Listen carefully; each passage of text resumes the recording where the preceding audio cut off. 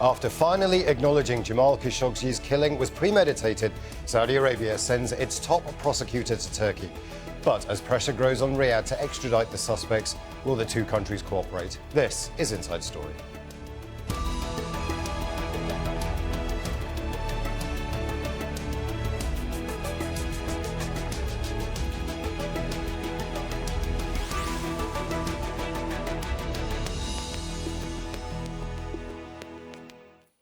Hello and welcome to the programme. I'm Imran Khan. It's been more than 3 weeks since journalist Jamal Khashoggi walked into the Saudi consulate in Istanbul, never to be seen again. And with each passing day brings a new element to a crime that shocked the world. Turkey wants Saudi Arabia to extradite the 18 men who have been suspected in this killing. But Saudi Arabia insists they'll face justice in the kingdom. This issue will likely top the agenda as Saudi Arabia's top prosecutor arrives in Turkey. The initial Turkish inquiry has concluded that the killing was premeditated, a fact Saudi officials have taken some time to acknowledge. Turkey's President Recep Tayyip Erdogan is urging Saudi Arabia to disclose Khashoggi's remains and to explain who gave the order to kill him. First, I should say here in the presence of international media that there are 18 people in custody. These are the same people who came to our country. Who sent those people to Turkey? That's a question that needs to be answered by the Saudi officials. Another statement from the higher authorities in Saudi Arabia stated that the body of Jamal Khashoggi was handed to a local collaborator in Turkey, or they had some collaboration with a local accomplice. So who is that local accomplice? They say these individuals will be charged and will be prosecuted and will be sentenced.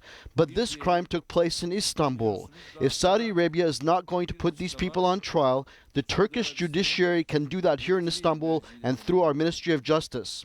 We have launched an appeal in written form through official channels that Turkey is ready to put these individuals on trial here in Turkey, and we will be expecting answers to these questions. And here's what the Saudi Foreign Minister Adel Al-Jubeir had to say about Turkey's request for the suspects to be extradited. On the issue of extradition, the individuals are Saudi nationals. They're detained in Saudi Arabia. The investigation is in Saudi Arabia, and they will be prosecuted in Saudi Arabia.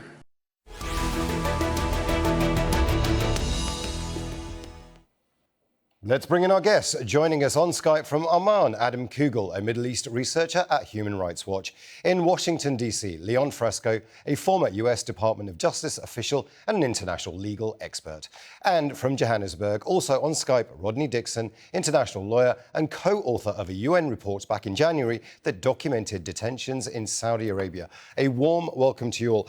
I want to begin with Rodney Dixon in Johannesburg. The state prosecutor, the top legal official from Saudi Arabia, is in Turkey. What is that about? What meetings is he taking? What's likely to be discussed with his Turkish counterparts? Well, he's obviously looking to get whatever evidence there is available to take forward this supposed investigation and prosecution in Saudi Arabia. But the key question is whether, if any evidence is obtained, it will be used to fully investigate the case and prosecute it properly, fairly, and to the very highest level, wherever the evidence leads. So those meetings are taking place. As you say, you did say supposed investigation. What are your fears about the investigation? Well, we don't know exactly what investigation is being undertaken. The track record of Saudi Arabia in conducting investigations is that everything happens in secret. People are detained without knowing where they are. Trials are held that are not open, public and transparent. So we don't know exactly what is going on and are unlikely to. And hence the need to look at conducting this investigation and prosecution outside of Saudi Arabia, where it can be properly scrutinized and where the world will then know what has happened so we can get to the bottom of it. Let's bring in Washington, D.C. here and Leon Fresco. Leon, you heard our guest in Johannesburg there saying perhaps it shouldn't be held in either Saudi Arabia or Turkey, but somewhere else. It's the only way a fair and transparent trial may well take place. Do you agree with that? Well, I mean, there are many people calling for a UN investigation, either through a special rapporteur or through one of the commissions set up, and that would be the way that you would get to the highest level of assurance that that investigation was a proper one, but you would still have the problem of needing the cooperation of both Turkey and Saudi Arabia to get to the highest level. So in order to get that to be accomplished, you're going to need all of the other countries in the world putting pressure on Turkey and Saudi Arabia to cooperate with such an investigation, and on the UN to hold such an investigation. And so we're many weeks away, it seems like, from getting to that level where we would actually have a UN investigation and countries cooperating, and we may never get there. And so what you're likely to see are these hybrid investigations from both Turkey and Saudi Arabia. Let's bring in Oman here and Adam Kugel. Adam, you've studied the region for a very long time. Why is it so difficult, according to our two guests, to get a fair trial in Saudi Arabia? What does the Saudi Arabian legal system look like? Well, Human Rights Watch has spent many years documenting the major shortcomings of the Saudi criminal justice system. Our analysis is based on years of study, both ongoing trials of Saudi human rights activists, as well as interviews with prisoners several years ago in a Saudi prison, as well as most recently a series of interviews with Pakistanis who had been through the Saudi criminal justice system and then returned home. What we found and have found for many years is really alarming. The Saudi system, frankly, does not generally allow a lawyer at all during the investigation phase. So people are often detained and put in a room with an investigator and sometimes coerced or pressured to sign confessions. Those confessions then become the major piece of evidence presented against the defendant in court. In addition, the people that we interviewed, especially for minor crimes, would often sit in jail for many months, not knowing where their case was in process, then be suddenly dragged before a judge who would essentially present them their predetermined verdict and ask them whether they wanted to challenge it. If they did want to challenge it, they often went back to jail, waited for however many more months, not knowing what was going to happen, and then would be dragged back to court again and offered the same verdict to sign or try to present a defense. So in nearly all cases, the people that we interviewed determined that it was better to just take the sentence that was determined in advance, and that was better than staying in jail indefinitely. So we've been documenting these due process violations for many, many years. The system itself, for all the Saudi cooing that it has an independent judiciary, we just haven't seen that play out on the ground. Especially the high-level trials of human rights activists and political dissidents, the results seem very much cooked up in advance. Saudi Arabia has capital punishment. In some cases, people are beheaded using a sword. Nearly 600 executions since the beginning of 2014. A third of those are for non-violent drug-related crimes. Is this a high, even for a state with capital punishment, is the beheadings for you, Adam Kugel in Oman, a cruel form of punishment? Yeah, absolutely. In terms of executions, Human Rights Watch opposes all executions because of the inherent cruelty and finality of the punishment. But even under international human rights law, you could make an argument that the method of execution, public beheading or private beheading or firing squad, those are the three that we know of, would essentially perhaps violate Saudi Arabia's obligations as a signatory to the Convention Against Torture by causing pain before the person dies, particularly in the gruesome event that the first sword swing does not fully decapitate the person. And we've seen videos of that happening, and it's frankly very disturbing. So in terms of the executions, the method is a problem, and the fact that they execute so many individuals for peaceful drug-related crimes, primarily the crime of smuggling drugs into the country. Under international human rights law, this is something that is prohibited. Executions can only be carried out for the most serious crimes, and in this case, Saudi Arabia unfortunately has a lot to answer for. It's a fairly bleak picture you've painted of the Saudi Arabian legal system there. I want to speak to Rodney Dixon in Johannesburg. Rodney, is there any way, because of the nature of the Khashoggi murder, because the world will be watching, that the Saudis will play this by the book, that the Saudis will introduce laws or even a legal system that allow them to be up to international standards, simply because the world is watching? Well, I mean, one can never say never, but so far they haven't shown any commitment and resolve to do that. And plus, there's this long track record that we've all highlighted. So the far better approach now would be for the international community to insist on the process taking place outside of Saudi Arabia, with that country cooperating. If they want to show that they are committed to resolving this, they can do that through cooperating, and for the proceedings to then be internationalized so that everyone can view them and ensure that all necessary safeguards are in place. And also, this must be stressed, so that the investigation can not just center on those people who traveled to Istanbul, but look at the powers behind that and where this was ordered. That can only be done through an investigation that has necessary determination to follow that through. It is most unlikely, in the extreme, in fact, that could be done in Saudi Arabia itself. It would be the government investigating itself, which is not going to happen. Let's bring in Leon Fresco here from Washington, D.C. If the investigation won't be fair in Saudi Arabia, President Erdogan of Turkey is insisting that the suspects be tried in Turkey. However, Turkey doesn't have a great human rights record, but it has an open legal system that's transparent on most accounts. Do you think a trial in Turkey would be an ideal solution? Well, the complication with the trial in Turkey is twofold. Number one, President Erdogan has done some crackdowns on some courts and lawyers in Turkey that cast some doubt on the idealness of Turkey as a venue. And then second, you have the intersection of the issue of a Turkish domestic court, but Saudis doing activities within a diplomatic enclave and, people coming in with diplomatic authorities.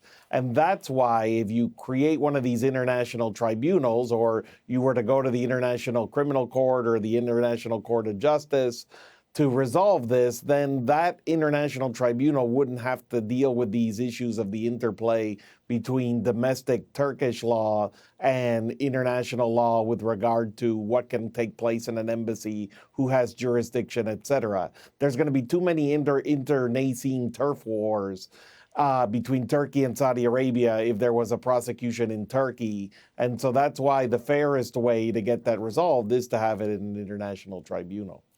Adam, let me bring you in here, Adam Kugel in Oman.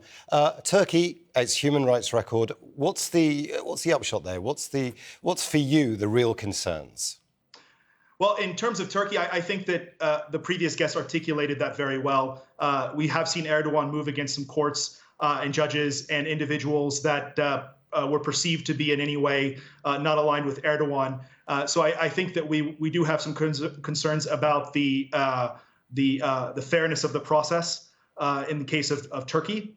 And in addition, obviously, I mean, Turkey has a quite a terrible track record on freedom of expression related issues, and it's the leading and has been the leading jailer of journalists in the world for quite a few years now.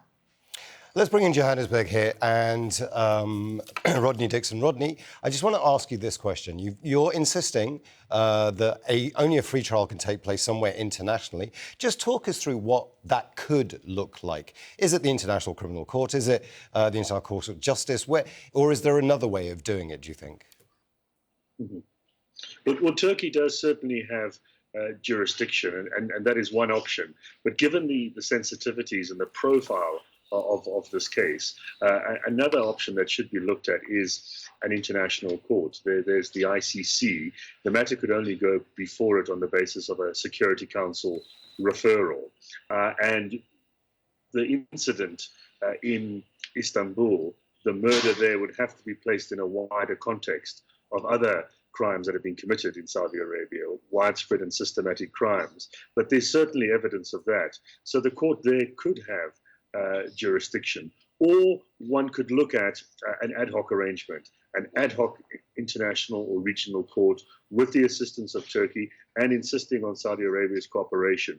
This has happened before with the Lockerbie trial, for example, where a specialized court can be set up, given the prominence of the case, and involving all countries involved to ensure that they cooperate, provide evidence, and then an international body or an internationalized body determines it. Leon Fresco, let me just ask you this question. The investigation, wherever the trial takes place, the world's eyes will be on it, as we've said. However, is this about protecting the Crown Prince Mohammed bin Salman, which is why the Saudis are insisting that the trial take place in Saudi Arabia? Yeah, I think the big issue is going to be that the ideal outcome for many nations in this, not just Saudi Arabia, will be something that provides an accountability at almost every level except at the highest levels. And so that seems to be the arrangement that people are trying to pre-arrange here, is to have a level of due process and investigation that allows everybody to appear satisfied and claim victory, but not to otherwise destabilize the arrangements that it seems that people around the world are comfortable with regard to the Saudi government. And so because of that, that's what's making the likelihood of these international tribunals far less likely than they would be in another case. What's the view in Washington, D.C., amongst your colleagues, amongst the people you speak to? Is there any way that Saudi Arabia can host a trial like this and make it work? There seems to be a lot of anti-Saudi rhetoric coming from, certainly from some parts of Congress at the moment, over this affair. So certainly in the US, there is certainly a view on this. Sure. Well, I think there's a lot of skepticism about both the crime, the cover-up, and the investigation. The problem is that skepticism comes from the Congress and comes from reporters and comes from non-governmental organizations. But at the end of the day, it's not coming from the White House. And because it's not coming from the White House, if you need a Security Council referral for an investigation, you're not going to get one if the Saudi government is doing what appears to be a credible job of moving forward with a credible investigation. And by credible, I mean passing a minimum threshold, not meeting a threshold of near perfection. And so that's where it gets complicated, is I think that the administration here in Washington is trying to arrange a solution that allows the Crown Prince to save face, but that appears to be credible with regard to all of the other actors in the investigation. Rodney Dixon, you've mentioned this earlier. You don't think that the trial will lead all the way up to the top, let's just say that. What's your real concern when it comes to a cover-up? Or do you fear that there may well be a cover-up when it comes to any trial being taking place in Saudi Arabia?